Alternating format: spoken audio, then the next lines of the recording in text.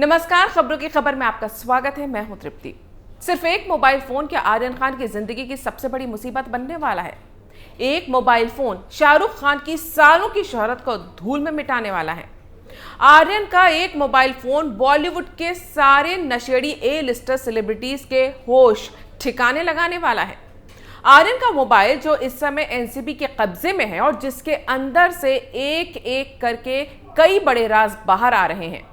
Mobile में छुपे इन्हीं राजों के चलते आर्यन खान के वकील सतीश मानशिंदे लाखों की फीस लेकर भी अपने क्लाइंट की जमानत नहीं करवा पाए। सतीश मानशिंदे बेसिर पैर की दलीलें देते रहे क्योंकि वो भी जानते थे कि एनसीबी के कब्जे में आर्यन का जो मोबाइल है वो क्रूज पर मिली ड्रग्स से कहीं ज्यादा खतरनाक साबित हो सकता है। आखिर क्यों एनसीबी आर्यन खान की रिमांड मांगने पर अड़ी हुई थी? एनसीबी के दफ्तर में शाहरुख खान के बेटे आर्यन खान को एनसीबी ने 7 अक्टूबर तक के लिए रिमांड में ले तो लिया है, लेकिन वो कौन से ऐसे राज हैं जो आर्यन खान से वो उगलवाना चाहती है?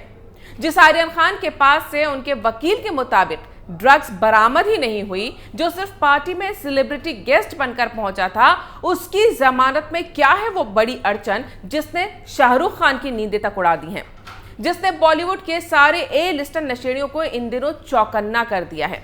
इन सवालों का जवाब आपको बता देगा कि क्यों एक साल से एनसीबी के धड़ाधड़ एक्शन में होने के बाद भी बॉलीवुड में ड्रग्स का कारोबार धड़ल्ले से चल रहा है। क्यों किसी बड़े सेलिब्रिटी को ड्रग्स मामले में पकड़े जाने का कोई डर नहीं है। इसके लिए आपको आर्यन खान की गिरफ्तारी की पूरी प्रक्रिया पर एक बार और नजर डालनी होगी। एनसीबी ने साफ कहा है कि वो पिछले एक हफ्ते से इस क्रूज पार्टी की तैयारियों पर नजर रखे हुए था, जिसकी टिकट 80,000 से 1.5 लाख रुपए तक थी। एनसीबी को पता था कि इसमें आर्यन खान शामिल होने वाला है। एनसीबी को यह भी अच्छी तरह से पता था कि यह पार्टी रईसजादों के यंग बिगड़ैल बच्चों की पार्टी है और उनके निशाने पर आर्यन खान और नशेड़ी रईसजादों की औलादें ही थी। शाहरुख खान जैसे रसूखदार आदमी के बेटे पर हाथ डालने से पहले एनसीबी ने कितनी तैयारी की होगी, इसका आप अंदाजा भी नहीं लगा सकते। ड्रग मुक्त बॉलीवुड का लक्ष्य लेकर चल रहे एनसीबी के जोनल डायरेक्टर समीर वानखेड़े पिछले साल भर से यानी सुशांत सिंह राजपूत की मौत के बाद से ड्रग एंगल की जांच कर रहे हैं। उन्होंने अपनी 22 लोगों की टीम क्रूज पर ट्रैवलर बनाकर भेज दी थी, जहां आर्यन खान और उसका बचपन का दोस्त अरबाज मर्चेंट अपने बाकी दोस्तों के साथ पहुंच चुके थे और जैसे ही पार्टी शुरू हुई इन्हें दबोच लिया गया। आपको याद होगा कि कल आर्यन के वकील सतीश मानशिंदे ने कहा था कि आर्यन खान क्रूज पर ड्रग्स क्यों बेचेंगे, वो चाहे तो पूरा क्रूज खरीद सकते हैं। तो फिर एनसीबी की हिरासत में आते ही क्रूज खरीदने की हैसियत रखने वाले आर्यन खान अपने पापा शाहरुख खान को फौरन फोन भी तो कर सकते थे। शाहरुख जो अवार्ड खरीदने से लेकर मीडिया हाउस और पत्रकारों को खरीदने की बातें तक कर चुके हैं, वो अपने बेटे को क्रूज से ही वापस घर ला सकते थे बिना किसी को कोई खबर पता लगे। ये सच है कि शाहरुख खान इतने ताकतवर हैं कि वो एक फोन करते तो शायद मामला वहीं रफा दफा हो जाता और आर्यन का नाम तक इस मामले में नहीं आता। लेकिन समीर वानखेड़े ने पूरा प्लान इन संभावनाओं और अड़चनों को ध्यान में रखकर बनाया था। रेड के दौरान समीर वानखेड़े और उनके 22 अफसरों के फोन स्विच ऑफ रखे गए थे, जिससे किसी भी ऐसे कॉल को रिसीव ही ना करना पड़े जो आर्यन खान को छोड़ने का प्रेशर बनाए। आर्यन और उसके साथ पकड़े गए बाकी लोगों के मोबाइल और सामान भी फौरन जब्त कर लिए गए और उन्हें किसी से बात करने की इजाजत नहीं दी गई। इसीलिए आर्यन किसी को कॉल नहीं कर पाया और शाहरुख खान किसी से कॉल करवा नहीं पाए। हिरासत में लेने के बाद बड़ी तेजी से कार्रवाई करते हुए इन सभी का मेडिकल करवाया गया, जिससे ड्रग्स लेने की पुष्टि की रिपोर्ट तैयार करके गिरफ्तारी की जा सके और मामला अदालत तक पहुंचाने की पूरी तैयारी हो जाए। क्योंकि एक बार मामला अदालत पहुंचा तो एनसीबी के ऊपर केस दर्ज ना करने का कोई दबाव नहीं बनता, मामला क्योंकि अदालत के पाले में चला जाता। अब सवाल यह है कि आर्यन खान को गिरफ्तार करने के पीछे एनसीबी का मकसद क्या था? क्योंकि जहां देश भर में रोज किलो के भाव ड्रग्स पकड़ी जा रही है, करोड़ों करोड़ रुपए की, वहां स्टार किड्स और कुछ रईसजादों के पास कुछ ग्राम पकड़कर एनसीबी क्या हासिल कर लेगी? अब आपको बताती हूं कि एनसीबी क्या हासिल कर रही है। आर्यन खान का मोबाइल फोन और उसमें मिली जानकारी की जांच के आधार पर ही अदालत ने एनसीबी को आर्यन खान की कस्टडी दी है। एनसीबी ने दावा किया था कि आर्यन के मोबाइल में कई आपत्तिजनक सामग्री मिली है। ऐसे कई लिंक्स मिले हैं जो ड्रग कनेक्शन दिखाते हैं। साथ ही एनसीबी ने आर्यन के फोन से कुछ कोड्स मिलने की बातें भी कोर्ट में कही थी, जिसकी जांच उसने बेहद जरूरी बताई थी। और यही कोड्स आर्यन खान के आरोपियों और ड्रग से कनेक्शन की अब कड़ी बन रहे हैं और पता लगाया जा रहा है कि इन लोगों के पास ड्रग्स कहां से आती है, कैसे आती है और सुरक्षा और जांच एजेंसियों की कौन सी कमी का ये लोग फायदा उठाते हैं। ऐसी कई बातों का अब धीरे धीरे खुलासा हो रहा है। एनसीबी के मुताबिक सोशल मीडिया को दुनिया मानने वाली इस जनरेशन के लिए व्हाट्सएप चैट, इंस्टाग्राम, टेलीग्राम और सोशल मीडिया के दूसरे माध्यम इन दिनों ड्रग्स का सौदा करने के बड़े प्लेटफॉर्म बनते जा रहे हैं। साथ ही सुरक्षा एजेंसियों की नजर से बचने के लिए डार्क वेब का इस्तेमाल किया जा रहा है। बॉलीवुड के बड़े सेलिब्रिटी और खास तौर से यंग जनरेशन इन दिनों ड्रग्स की खरीद फरोख्त के लिए डार्क वेब का इस्तेमाल कर रहे हैं, जिसे कोड वर्ड में दुकान कहा जाता है और पेडलर को गप्पी।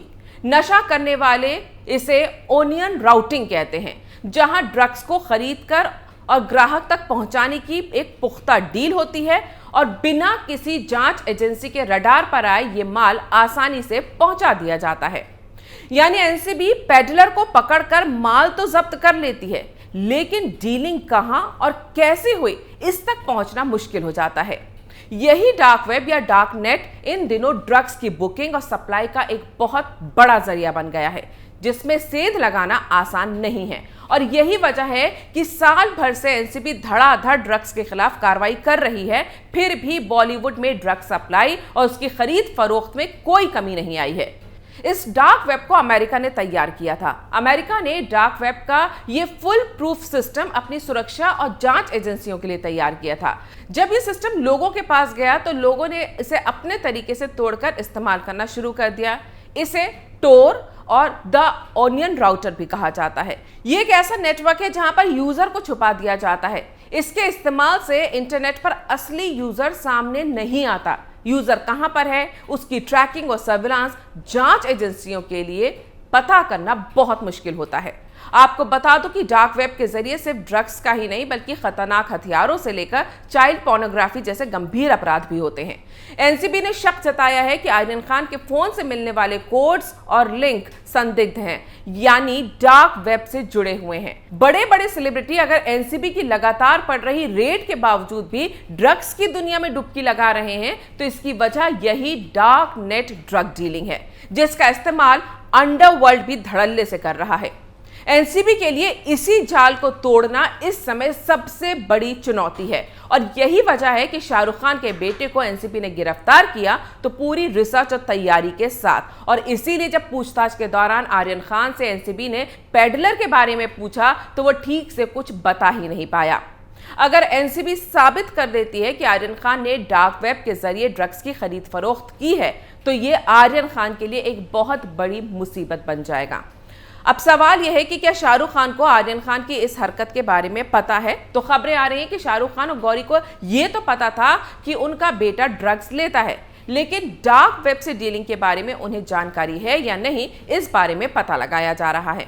वैसे आपको बता दूं कि एनसीबी से पूछताछ में आर्यन ने यह भी बताया है कि उनके पापा काफी बिजी रहते हैं और कई बार तो उन्हें अपने पापा से मिलने के लिए उनकी मैनेजर पूजा से अपॉइंटमेंट लेना पड़ता है, जिसका उन पर असर पड़ता है। इसी के बाद से लोग शाहरुख खान की पेरेंटिंग पर भी सवाल उठाने लगे हैं। शाहरुख खान हमेशा ही अपनी कामयाबी के लिए अपनी मेहनत को जिम्मेदार बताते रहे हैं, लेकिन अगर कामयाबी की कीमत बच्चों की जिंदगी दांव पर लगा दे तो ऐसी कामयाबी किस काम की? अगर पता होने के बावजूद भी शाहरुख और गौरी खान ने अपने बेटे को ड्रग्स लेने से नहीं रोका तो वो देश के लोगों के लिए मिसाल कैसे बन सकते हैं? फिलहाल आर्यन के क्रूज ड्रग केस के चलते शाहरुख खान की 30 साल की मेहनत, शोहरत और इमेज दांव पर लग चुकी है। वहीं समीर वानखेड़े जैसे ऑफिसर के तेवर साफ बता रहे हैं कि शाहरुख के पैसे से वो केस को कमजोर करने वालों में से नहीं है, क्योंकि समीर वानखेड़े ने भी अपनी मेहनत, ईमानदारी और हिम्मत से जो सरकारी अधिकारी की इमेज बनाई है वो भी इस केस में दांव पर लगी हुई है। अगर वो इसे अंजाम तक नहीं पहुंचा पाए तो एक बार फिर जांच एजेंसियों पर से लोगों का भरोसा उठने लगेगा और समीर वानखेड़े जैसे अधिकारी निश्चित तौर पर ऐसा नहीं चाहेंगे। अगर आपको मेरा ये वीडियो पसंद आया है तो इसे लाइक करें, शेयर करें और कैपिटल टीवी को सब्सक्राइब करें।